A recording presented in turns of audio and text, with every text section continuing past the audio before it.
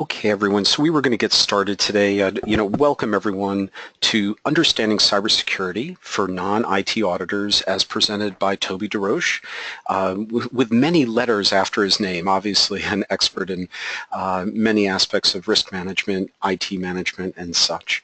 Jim Kaplan, president and founder of AuditNet, the global resource for auditors, could not be with us today. I am Rich Lanza with Cash Recovery Partners, and thanks to all 700 plus of you that's registered for today's webinar. We have quite a few people coming, so thank you for that.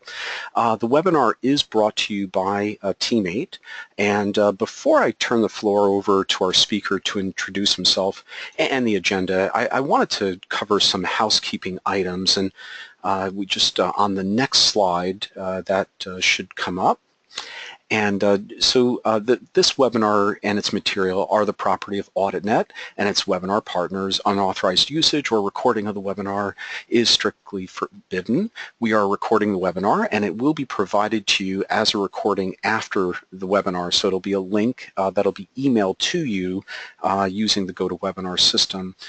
We just wanted to note too, the handouts for today's session. I know there were a couple of questions on handouts. Are in the system, so you can just go to the GoToWebinar system. There's like that little, I'll call it a rectangle sort of system that you can go to, and in that you can see a little section called handouts. It should say 1 of 5, and then you can download the slides for today, which is a PDF file. After the presentation, we do ask you to fill out and complete the evaluation. We do need you to answer all polling questions in order to qualify for CPE, so it can't be a 2 out of 3.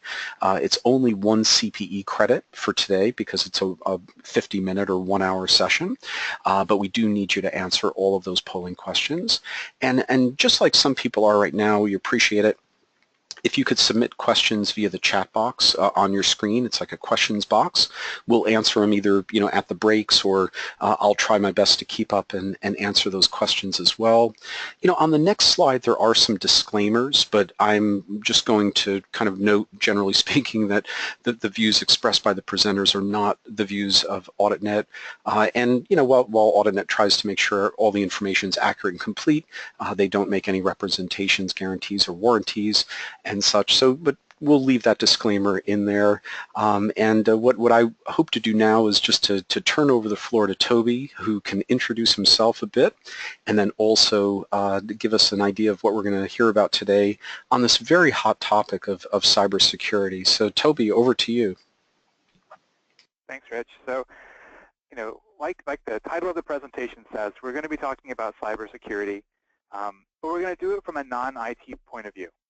We're going to talk about this topic just in terms of business risks and how we can approach cybersecurity and understand it from a place that's not coming from an IT background.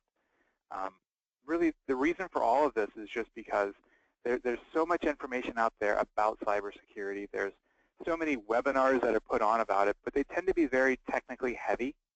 And we want to just take a step back and present this back to you guys in a way that's speaking to us as operational and financial auditors.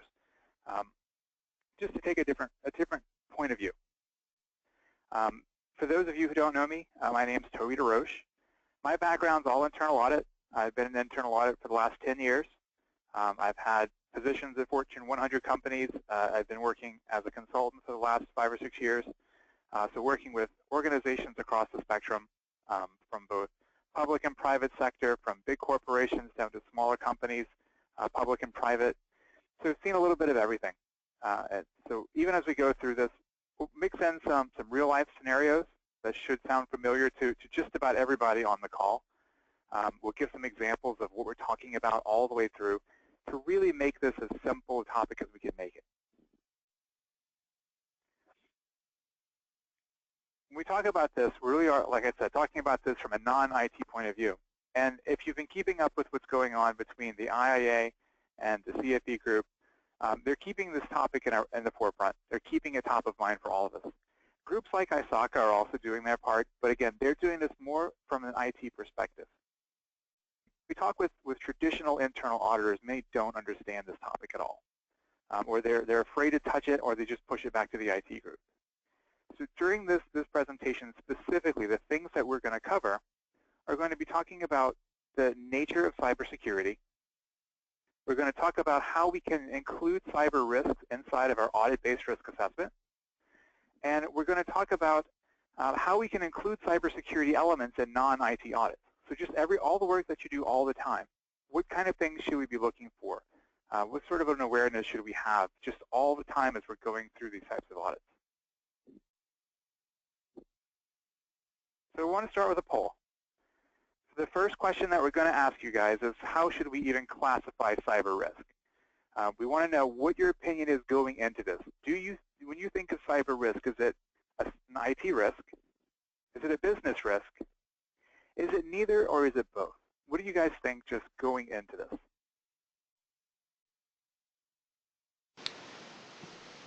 And we're seeing a lot of people voting quickly. We're up to about 80% so far.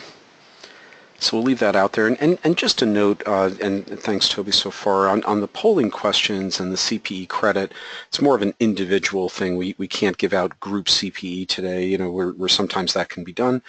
This is just an individual CPE. So this is one of the polling questions for the NASBA CPE as a note to everyone today. And we'll leave this out there just for another 30 seconds or so. I know the only questions coming in really are around the handouts, which again are in the GoToWebinar system. I think most people are okay there, but if you have any questions, feel free to ask them. We're up to about 95% voted, so for those that do want to get CPE credit today, we do ask to vote.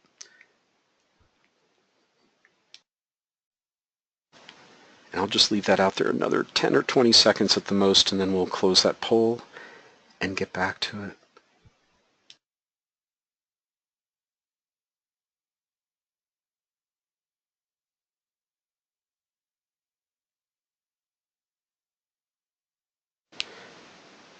And Toby, you should be seeing the results, and if not, I can talk them through with you. Yep, I can see them. So Great. About 86% of you guys all said both. So you're seeing it as both an IT risk and a business risk. Only 5% said it's only an IT risk. Only 8% said it's just a business risk. Thankfully, nobody said neither. So you guys do understand that it is some kind of a risk, and that's what we're going for as a starting point. Really encouraging to see that so many see it as both. And as we talk through this, we're going to really detail out how it fits into those categories, especially on the business side. Now, as I was going into this, I had a lot of conversations with coworkers, with peers out in the industry, with just a cross-section of people who are both on the IT side and on the non-IT side of audit, to get a definition of cybersecurity, because I've heard so many different takes on this. And I just wanted to get down to, what do you guys think? So on the IT side, when I asked, it really boiled down to some sort of an answer that sounds like this: that cybersecurity is all about protecting computers, networks, programs, and data from unintended or unauthorized access, change, or destruction through the use of firewalls, intrusion detection, and penetration testing. I had to look a lot of those words up. I didn't know what they all meant. And I've got a better IT understanding than many, just because I work for a technology company. And I didn't get all of this. So I had to go back and ask more people. On the non-IT audit side, the answer was surprisingly simple. It was internal control over information. And that's something I can get my head around, because we talk about this all the time, right? We talk about internal control over financial reporting, internal control over processes. So internal control over information is something I can understand. And we take it a little further. It's internal control over information about the organization and its stakeholders. So now I understand whose data we're actually talking about. We went back then after that understanding and looked at the IT response that I got, and all they were doing was they were really giving a much more detailed answer. They were listing out the risks and the controls. Because here we're talking about the risk being unauthorized access, change, and destruction. And the controls that we're putting in place were the firewalls, detection systems, and testing, with the objective of protecting all this data. So it was a much more complete answer, but for me it was too much. And I really couldn't understand all the aspects of it until I got a more simplified version. So to understand this even more, kind of modeled it out. So if we look at internal control over information as the core of what we're talking about. And the stakeholders involved would then be the organization as a whole, the employees inside the organization, all of our customers, and all of our vendors. So all our basic stakeholders. And it's that information about each of these different groups that we're trying to protect. So we take that a little further and start to look at the types of information that we're actually discussing. So let's start with ourselves. We're all employees of something. When we talk about the employee information that a company has or that an organization has, it's things like your name, your social security number. You probably have your address, how much you make, and your wages. They probably have some health data on you if you have insurance through the company. So they have a lot of really sensitive information that you probably don't want to expose to the world. Most organizations have customers of some kind. We provide a service, we do something, we have customers. We have really similar information on our customers. We probably have names. It's very likely that we have information like social security numbers. We probably have addresses. We might have credit card information on file. We could even have health data on them, depending on the type of industry we're in, especially if we're in the healthcare industry, if we're working for a large insurance company, or anybody who has that need for that type of data. From an organization and kind of throwing in the vendor information with the organization, we have things that we don't want our competitors to see. Or we have things that if it were exposed to the public, taken out of context, could be pretty damaging. We have our own business plans. We have things like project data if we're doing specific work. We probably have some information about those jobs that we're doing. We might have product designs or software code. So a company like the one that I work for, we make software. At our core, that's what we do. We make software. If the code for that software were to get out and our competitors got their hands on it, they could destroy us. It's that simple. We probably also have all of our vendor information. We have how much we spend with each vendor, who those vendors are. Some of those might be strategic partnerships that we have in place that we don't want other people going in and destroying for us. And we have all of our financial information. We've got projections into the future. We've got places where we've done well, things that we've done poorly with. All of this information is sensitive information. So when we talk about cybersecurity as control over data, we're talking about this. We don't want any of this information to get out.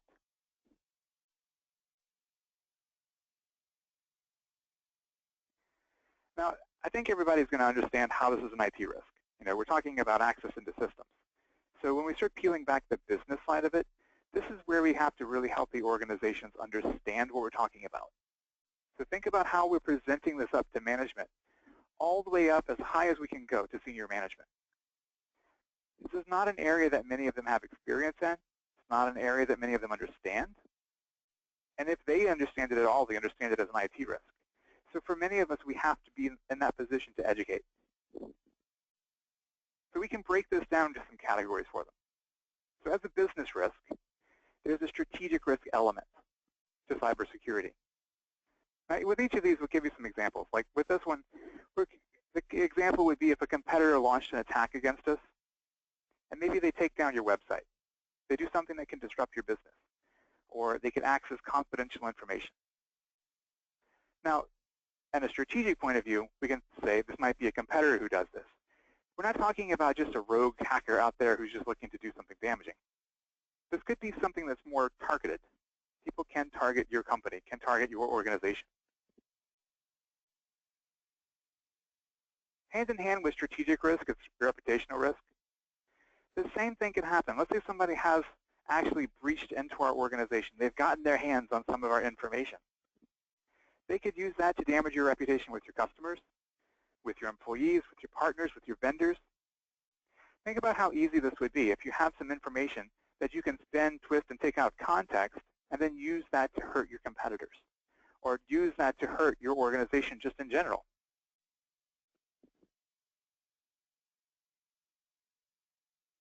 On the operational side, it's pretty cut and dry. You can take a company down with this.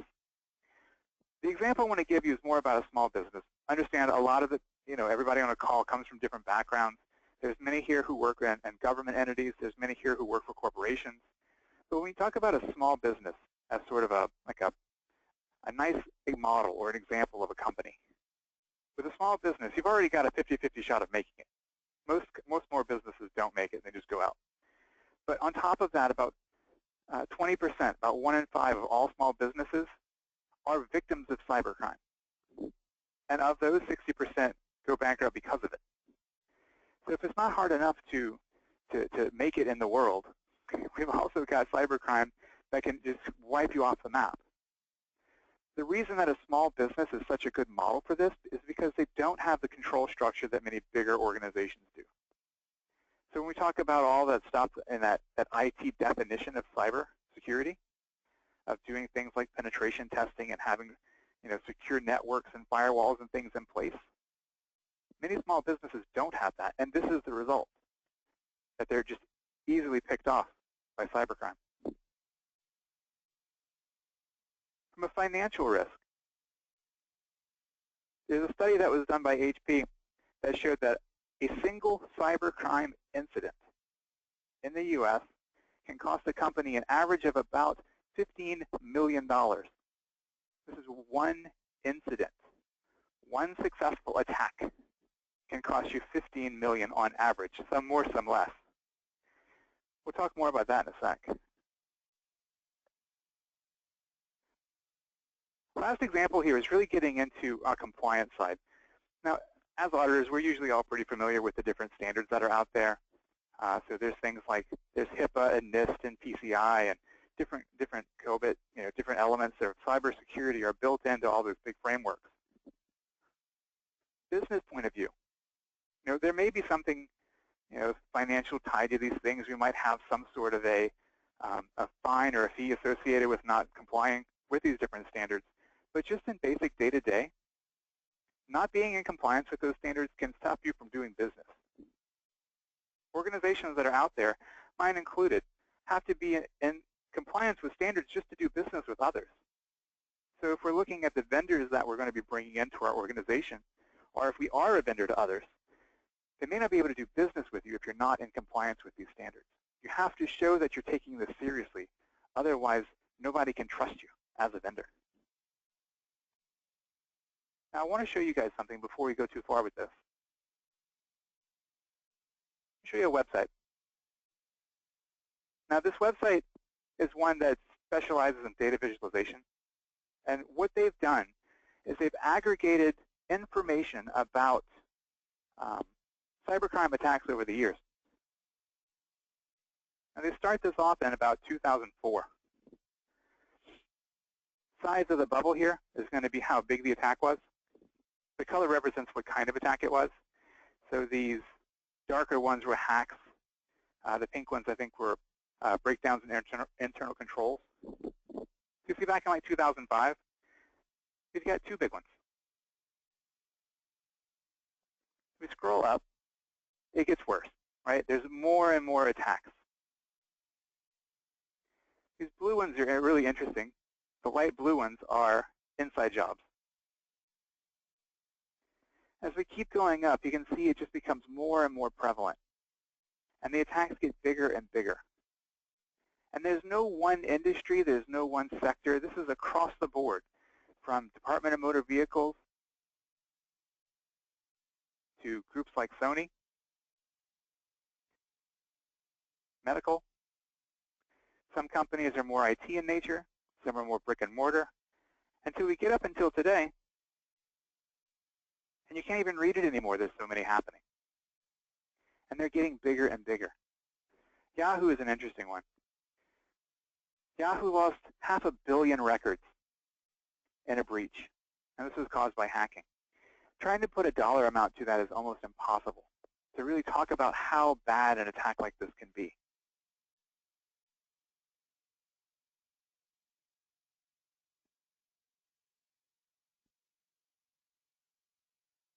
Go back to our presentation.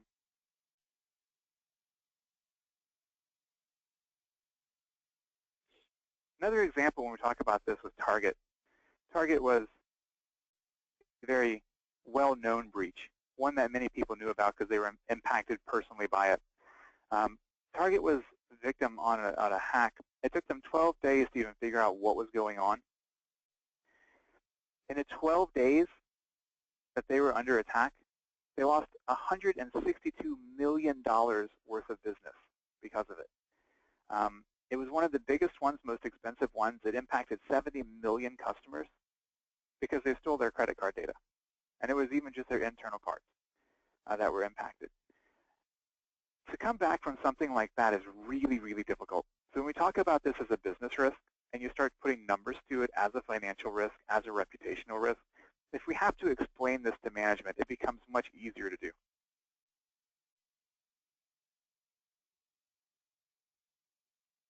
So with all that, let's talk about our next poll. Our next polling question is going to be about risk assessments. So in your current risk assessment, do you include cybersecurity? So the options are yes, you do it as a business risk. You do it, but you really treat it more like an IT risk. You don't do it or you're not sure. Maybe that's not something that you're involved in.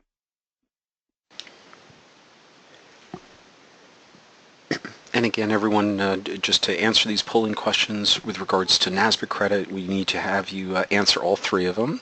You know, while we have just a few moments here, I don't see any questions coming in yet that are, you know, related to the presentation. And a couple of questions. One was that information is beautiful website looked like a really nice find. That it seems like they have a lot of information out there. I didn't go out to it, but just from what you showed me there, aside from the cybersecurity information, which could be a great way to present in, you know, management that we need to do something, you know, look at what's happening here. But do you use that website for other information? That was just a really cool website. Yeah, if you poke around that website, they've got some really cool things, and they're all business related. Yep. So if you're, you know, data visualization is such a great way to get a point across with management, because we fall into these habits of just giving them reams and reams of paper, or even if we make a PowerPoint deck for them, we put too many words on it. So showing them a picture, and showing them a picture from another source, something that's outside the organization, it adds more weight to it. That's a great place to start. And thank you. Yeah, and just to one question, I see we have about 95% voted.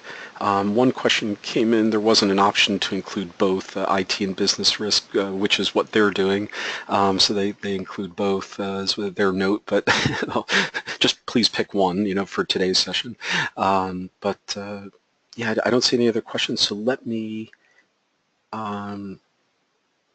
I'll close that poll and share that with everyone. We got, almost everyone got in there. So yeah, over to you, Toby, to take a look at this.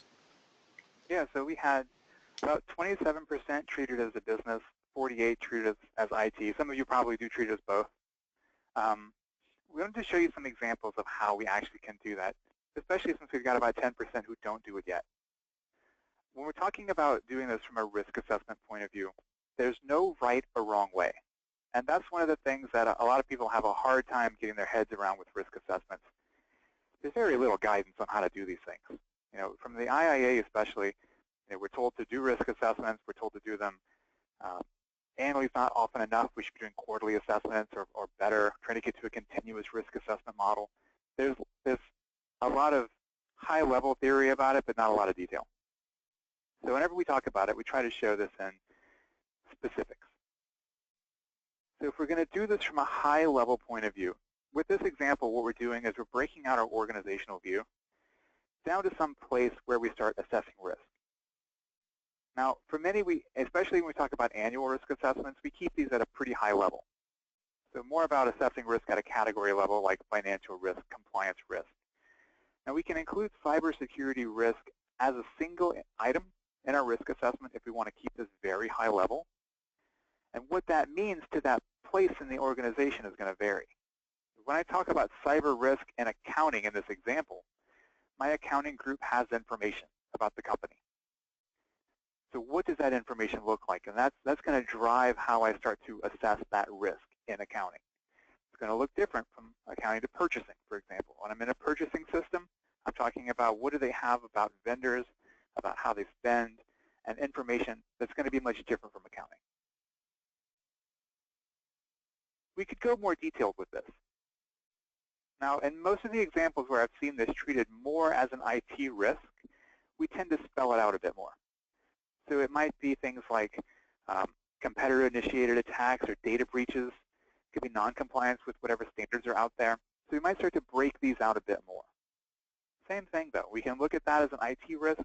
We could apply those same detailed risks to business sections and business areas. There's no right or wrong way. The important thing is to show that we're capturing some level of cybersecurity risk inside of our assessments. The most common thing that I'm seeing out in the business right now is that organizations are starting with that high level, and then they're learning more about the details as they go. So we might start off by just including cybersecurity as a risk element at a high level, like I showed in the first example, and then maybe in the audits that we're doing, where we start to get into the details. Maybe at that point we start to identify those process level, deeper level risks.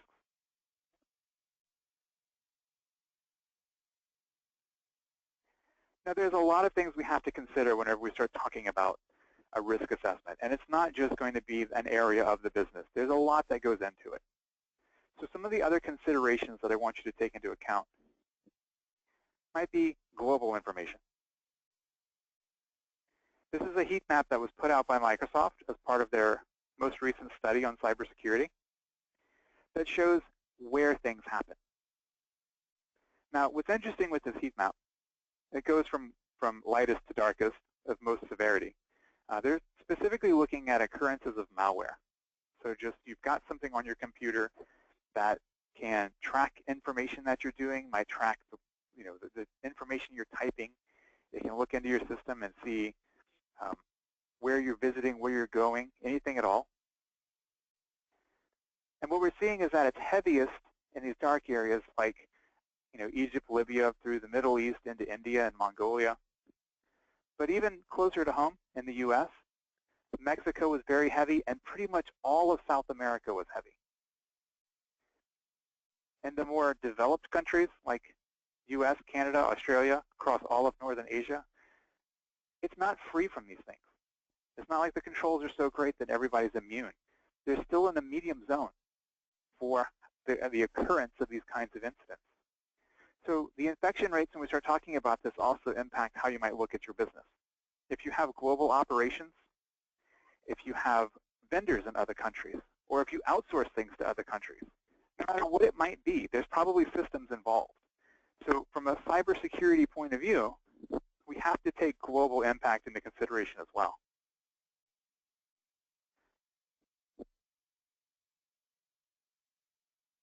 So we need to think about things like the type of information that might be in our systems. Are we capturing, what we talked about at the very beginning? Are we capturing information about our employees and our customers that are going to be sensitive in nature? So think about each system that we might have in place. What do we have in them? What kind of data do we capture? Then just the critical nature of those applications and processes. If it's something that we can't live without, then we need to be aware of it. If we're talking about a major SAP system inside of our organization, that's something that we need to have good controls around. Some of these might seem obvious, right? Obviously, I need to have good controls around these systems. But then, where do we house them? Do we have them on premises on our own company? Is this something that's housed off-site somewhere? What do the controls look like for that off-site vendor? This is something that came up pretty heavily in the COSO update, that we need to have better controls over our outsourced vendors. Do we really know what they're doing to protect our data? Because if they're breached, I'm breached. So we really have to ask specific pointed questions about these different areas. And then, like we just talked about, the geographic distribution of our operations. We need to understand where our people are, where our systems are being accessed. Because our systems, we may think that they're very well controlled, but then if I'm giving access out to that system to someone who's in an outsourced area in India, which is one of the most heavily infected areas for malware, then I need to be aware of that because I need to put in extra controls around that. So we get into our next polling question. With our next polling question, we're talking specifically about the auditing that we do. So think about your audit process. Do you currently include cybersecurity elements in non-IT audits? Yeah, we do. Yes, we plan to. No, we don't, or you're not sure.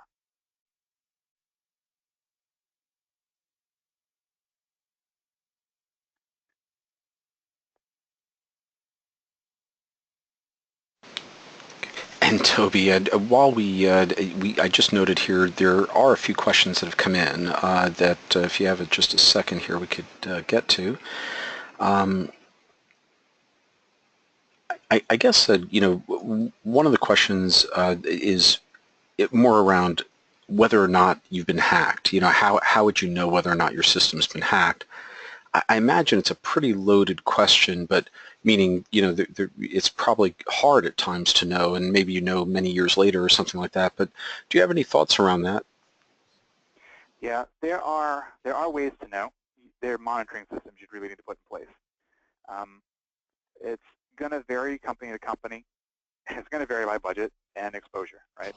So to give you an example, with the company I work for, we have an outsourced partner that we host data with. So what we have to do is we have to put in protections around that data center, and what we're monitoring is traffic in and out of that data center. So that only traffic coming into that data center is authorized, and that nothing's leaving that shouldn't be. And these penetration and testing systems, that's what we're talking about, where they're monitoring to see if there's any unauthorized access. On a smaller level, it's not as easy to do this kind of thing. Like if you're talking about your home network, for example, it's easier to protect it than it is to know that it's being hacked. The way that you typically know would be slowdowns. You'd see information dragging out of the system. Everything is slowing down for no apparent reason. And then we start to do tests to see what you have on your network. Are there things there that don't belong? Are there maybe applications that have been installed by an outside party? Gotcha. And again, some of these questions, great questions, could lead to a lot of discussion, I suppose. But what should you be looking for in your regular audits to incorporate cybersecurity risk?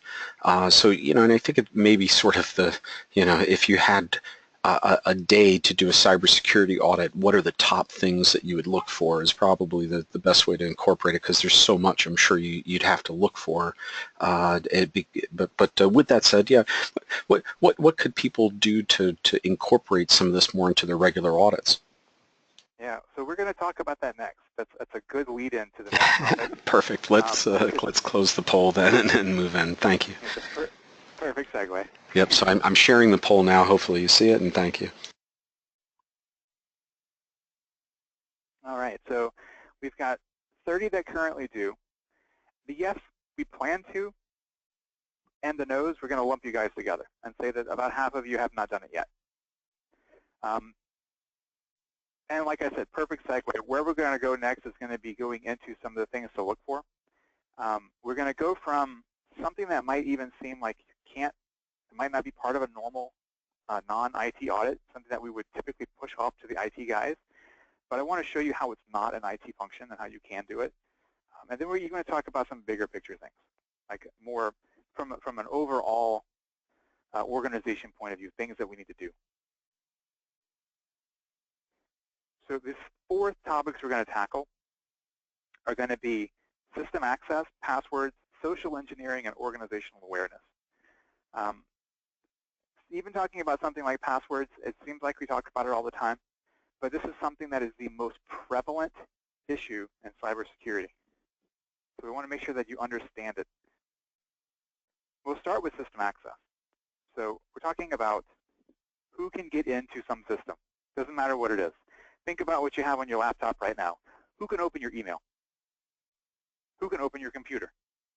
Or whatever system might be in play. Now, any audit that you ever go into, there's probably some system to look at. It doesn't matter what it is. I don't care if it's an operational audit or an IT audit or a finance audit. There's some element of a system somewhere in play. You go into your accounting group. You're doing an accounting review. They've got an accounting system in place. Smaller companies might have something like Great Plains. Bigger companies might have a bigger SAP, ERP kind of system. It doesn't matter where you're going, there's a system. So you have to ask questions about those systems. Like, the people who have access, are they all even actual employees? That's not hard to figure out. You get a list. Here's who has access to the system. You can have somebody generate that for you. You don't have to do it. And then get a list from HR of all your current employees. And then it's a quick test in Excel. If you've got an analytics tool, you can do it with an analytics tool. If you don't, learn how to do a VLOOKUP. It doesn't take you long to figure this stuff out, and you can see if there's anybody on that list of people who can access that system who is not even in your company anymore. Might be former employees, might be vendors, could be somebody who never should have had access. That's the first test you run. The next test that you would run would be about access levels. Do all the users and access levels make sense? Now, this is actually two tests. The first test we did was, should all these people even be here, period? The next test is, the people who are here, do they actually make sense? So here's a list of 5,000 people who can access my accounting system. My accounting department only has 100 people in it. So why do I have 5,000 people with access into it? So initially, you're going to say, well, that doesn't make sense. And then ask, okay, well, what level of access do they have?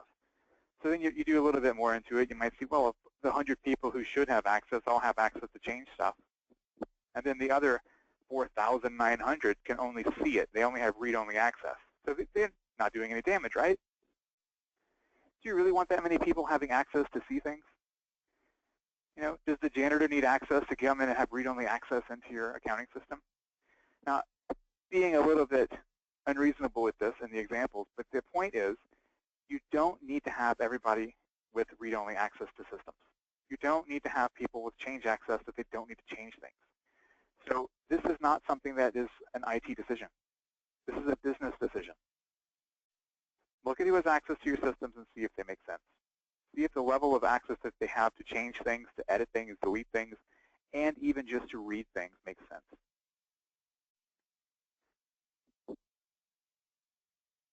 Then we get to segregation of duties. Now, we talk about this all the time in auditing. And this is something we're all pretty good at. I'm going to go and look at accounts payable. I need to see who has access to create a vendor and who has access to pay a vendor, and it shouldn't be the same guy. Because if I can create and pay a vendor, I create myself as a vendor and pay myself. This is even easier when you look at it from a system point of view. You don't even have to talk to anybody. You're just looking at access and roles. What can they do? So here's who has access to set up vendors. Here's who has access to pay vendors. Is there anybody on both lists? That's the test. These things can be pretty quick and easy. You don't have to have, a lot of IT background to do this. All you need to have is the list of roles and what they can do. And then it's just normal business testing like we always do all the time.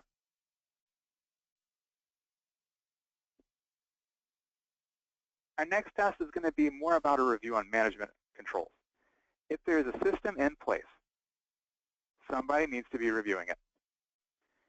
You can have all the debate in the world you want about how often. Some groups say, well, if it's a critical system, it should be done every quarter. And some groups say, if it's a critical system, you should do it every month. Just do it. Come up with that business decision of how often. Our job on the audit side is to make sure that someone's looking at something, because that's going to be one of the controls in place. And then when we go to test the effectiveness of that control, we're asking for people to show us evidence that the review happened. Because if they can't prove it, then it basically didn't happen.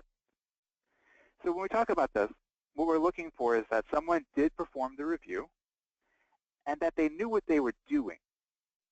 So if you look at this and you're looking like at, let's say it's something that does get reviewed monthly, and here's the last 12 months worth of reviews, and nobody ever challenged anything ever, and someone just signs off on it every single month, that's not really the review.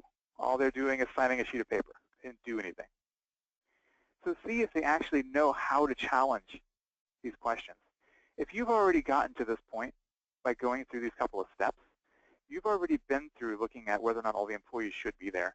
You may have come up with some segregation of duties issues based on your review. If they've been looking at this every month and they've never come up with it, you really need to question how well of a job, how good of a job they're doing. Because they may not understand how to perform that review. Now with this whole topic on system access, this is something that we would usually stick inside of an IT audit. But if we pull it out of an IT audit and we stick it with the functional business area, so if we're going to look at doing an operational audit or a financial audit and it happens to include that system, there's no reason why every auditor can't do this. This is not something that needs IT knowledge.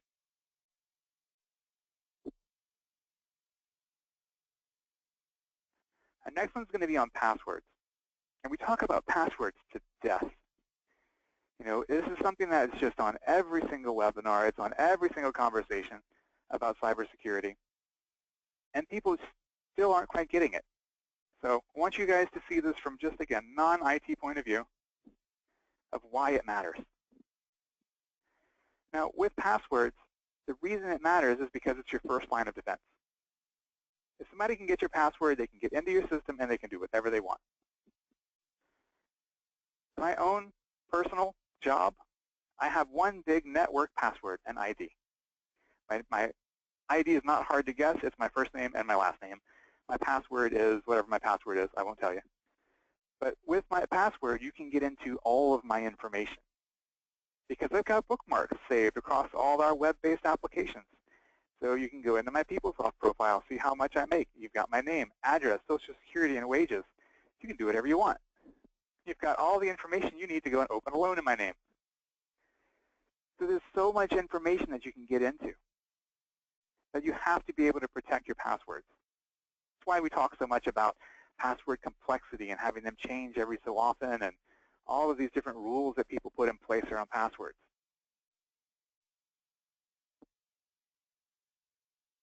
As auditors, we can go out and we can do some testing. The things that we're looking for to make sure that people aren't using generic accounts or writing passwords on Post-its and sticking it to their computer screen or keeping a list of passwords in Excel on their computer. Other kind of password sharing. Now, let me give you some examples on this of how we've included this in auditing. I used to work for a large retailer for many years, and one of the tests that we did was to go out and we'd go out to all of our stores. So we have locations all over the country, and we go into our stores and we do things like we make sure that all your basic security is in place, right? Everybody locks the front door whenever they leave. That we don't leave the dock door sitting open with all the merchandise sitting there. You know, basic things that you would expect. And then there's always a back office. You go into the back office, and on the back of the door in this one store was a big sheet of paper with all the passwords to everything in the entire store. They had the passwords to go into the main system for the store, where they would do things like put in people's time, post sales, all this information that fed into people's pay, that fed into the financial statements for the organization ultimately. They had the password to go into the room that had the safe, and then they had the password for the safe.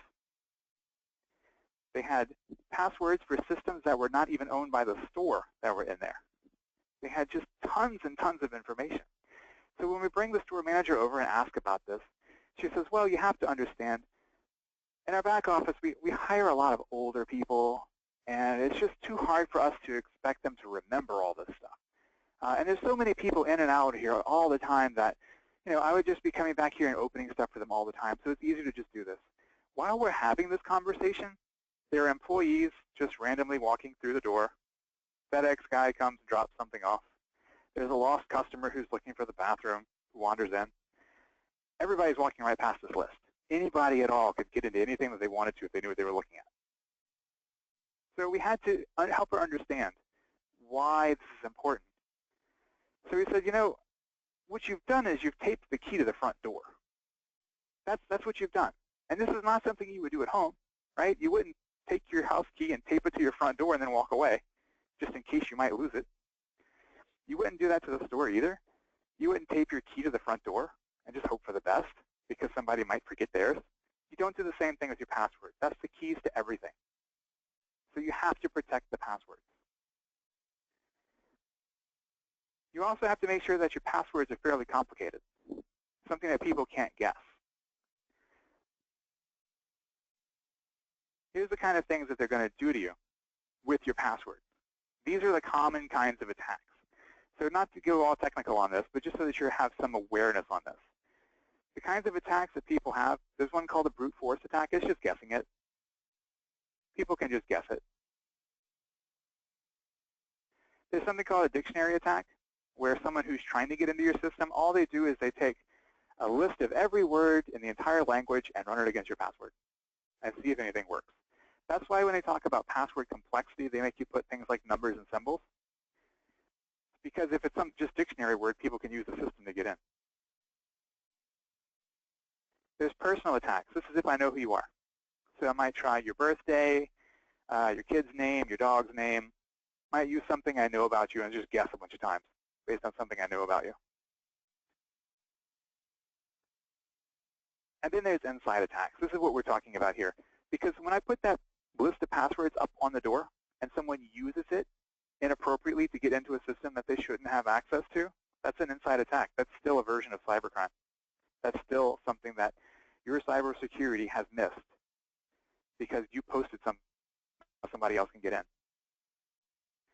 The other way to use this idea in a test, something that we used to do in auditing, even in the corporate setting, is if you're talking to a specific group. Just as you're having conversations with people, just look around their desk and just see what they've done. We got into a habit of going after hours as well.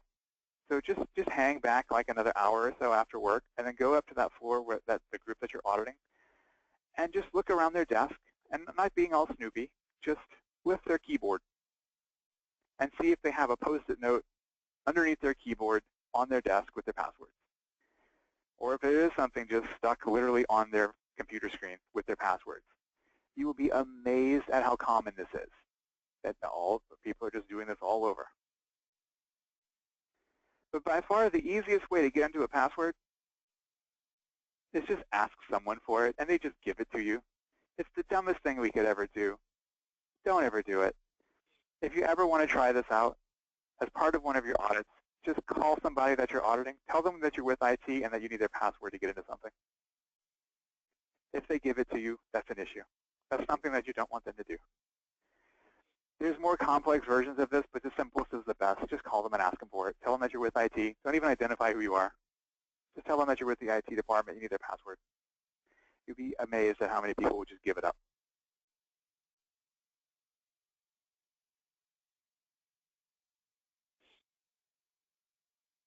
Our next topic is social engineering. It sounds like a big fancy term. All it's saying is that people have trained us to do things we shouldn't.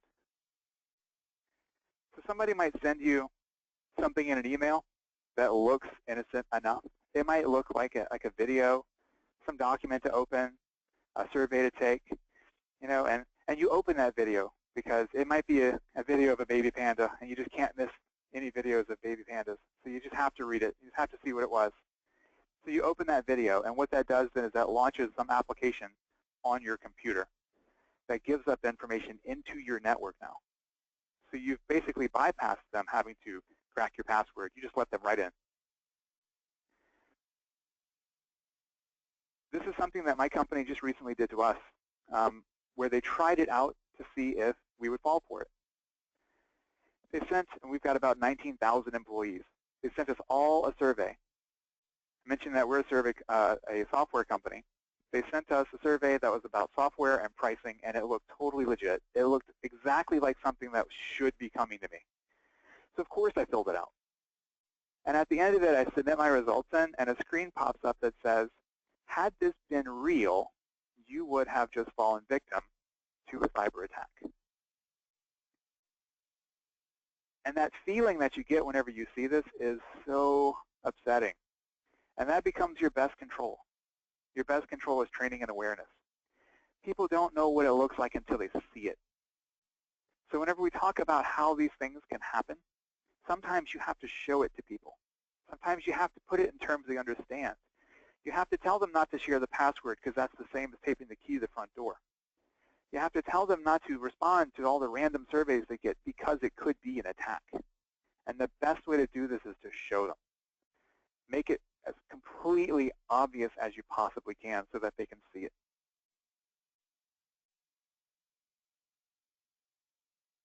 These mock attacks, as we're calling them mock attacks, those are probably going to be your most useful tool. And these are something that should be done fairly often because we're forgetful. Because again, what social engineering is training us to do certain things. We've been trained to respond to emails immediately, to open those surveys and answer them immediately. That's something we have to get out of that habit of doing.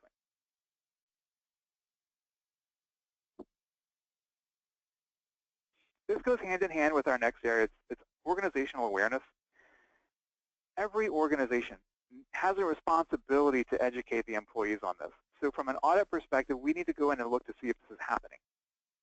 Are we doing things like sending out some sort of mandatory internal training every year that talks about cybersecurity? There's lots of examples out, and just go out and type in cybersecurity training. Tons and tons of examples pop up of how this is done at organizations all across the world.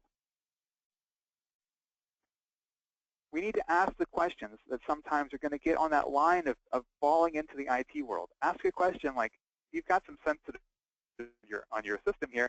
Is this part of a secure network? Just start there. If it gets to be too much, that's when we bring in the IT guys. If it starts to get into a world that you're just not comfortable with, you've got the base information, just hand that off to the experts and let them take it from there. But we can start that process. Are we doing mock attacks and simulations to show what those attacks would look like? And then when we do that, is everyone included? One of the biggest risks that we have are going to be in our senior management group, because they tend to be the farthest away from this. They tend to not do the trainings.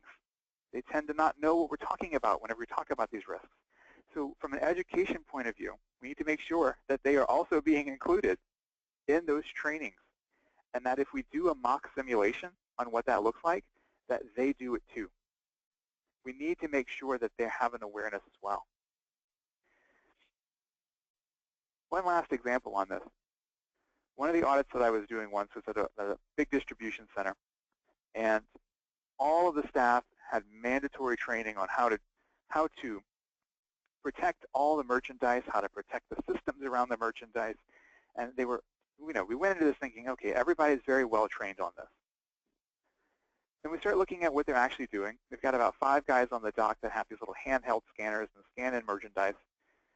This data that they're picking up registers what is in inventory in that box, sends it back up to the system, and records that as now inventory for the company as it comes in the door.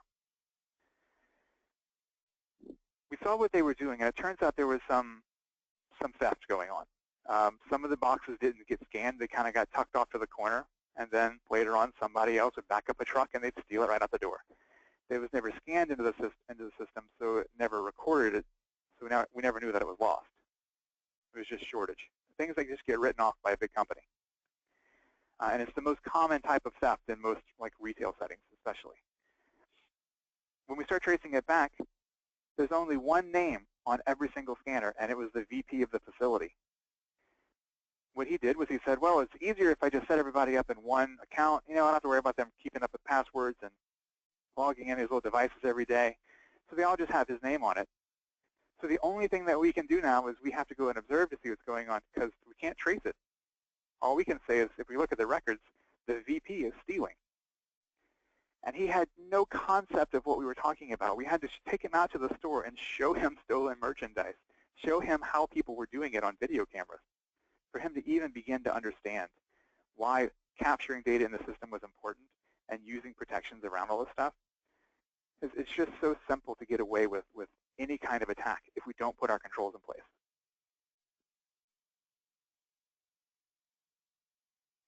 Now, with all that, where this information is coming from, some of the sources that we're using, if you wanted to do some more reading, that Microsoft report, the one that the big global heat map comes from, was the 2016 Trends in Cybersecurity. It's great. It's more like quick PowerPoints, where it shows you a topic and then gives you some explanation. Very visual, again, with things like that heat map. Also, if you're looking at what this would look like to senior management, there's a great article called The View of Cybersecurity from the C-Suite, and what they do and don't understand in general. And then that leads into what we need to be able to educate them on. There's another one called The Importance of Good Passwords Keeping Safe that goes into those different types of attacks. It's a good article as well because it doesn't get technical at all. It just keeps it all very much in the operational realm. And then there's a specific article, if you wanted to read up more about even just looking at Target and that one breach and how that one breach happened. It's interesting of how it all occurred and then how it all plays out and how it went on for a long time. Even to say that it cost $162 million may be an understatement. because of the reputational damage that was done. And then last, if you want to read more of our work, teammatesolutions.com, we write a blog that covers audit topics in general, things like cybersecurity and auditing culture, things to look at when picking vendors for IT security. And then we've also got some larger white papers under our leadership area that are more about things on emerging risks. Well, great. And Toby, thank you again for today. I did want to kind of note a few questions that have come in since the last polling question, if you have a few seconds for questions. Absolutely. Yeah. So, I think you may have answered it a bit in noting that there's an article, but I thought, one is, what is the likely role of the audit committee in cybersecurity, and how can that, chief audit executive that may not know as much about cybersecurity, obviously coming today to learn more, how can they raise that up to the audit committee level? Well, that's a great question. So whenever we start talking about this, especially from an audit leadership perspective, getting into our communications with the board and with the committee, the first is to really bring it up as part of our risk discussion and to get into a habit of having deeper risk discussions. Especially think like beginning of the year, we're presenting our plan to management. That presentation should always include the discussion of the risks that are going to be included in these areas and the reasoning behind looking at certain areas. And cybersecurity should just slip right into that conversation. And it should be a part of basically every audit that we're doing. We can address, just like we're going to address other areas like financial and operational risk, we should be addressing cybersecurity as well. Helping them to understand what that means is much easier if we break it back into business terms. If we start going into it and we're treating it as an IT risk, about IT risk in accounting, in accounts payable, and purchasing, and whatever we might be looking at, they tend to get lost pretty quickly because they're trying to put two things together that they don't normally see together. So if we talk about the business risk associated with a system in place in that area, it helps them to make that bridge a lot easier, especially since many of our audit committee members have no experience talking about cybersecurity. If we say the words, they immediately jump to IT, and that's not their world, and they start to shut it down. So we have to bring it back into business terms. Got it. Well, thank you. Yeah, and I mean, other questions that have come in, I'm trying to decipher a few of them for you. I mean, but I thought another one that was interesting was regarding system access. How and where do you get that information if the people you're talking to really don't know the system very well? So that, it's a system that maybe not as well known by the organization. What are the right questions to ask, or who do you go to, right, to get that system access type information if no one knows? Yeah, system access is a lot like data analytics.